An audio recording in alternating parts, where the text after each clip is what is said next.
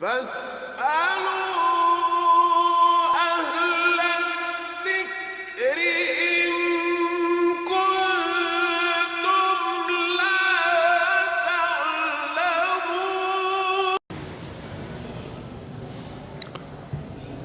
ایک صاحب مسئلہ یہ پوچھتے ہیں کہ امام اگر رکوع میں ہوں تو مقتدی آ کر تکبیر تحریمہ رکوع میں جاتا ہوا کہتا ہے، کیا اس کا نماز میں شامل ہونا درست ہے؟ تو اس سوال کا جواب یہ ہے، تکبیر تحریمہ کے لیے قیام ضروری ہے۔ آنے والا مقتدی آتے ہی کھڑے ہو کر تکبیر تحریمہ یعنی اللہ اکبر کہے اور اس کے بعد دعا وغیرہ پڑھے بغیر فوراً رکوع میں چلا جائے۔ امام کے رکوع سے اٹھنے سے قبل مقتدی رکوع میں پہنچ گیا تو پھر اس کو بھی یہ رکعت مل جائے گی، اور اگر اس کے پہنچنے سے قبل امام رکوع سے اٹھ گیا تو پھر اسے یہ رکعت حاصل نہیں ہوگی۔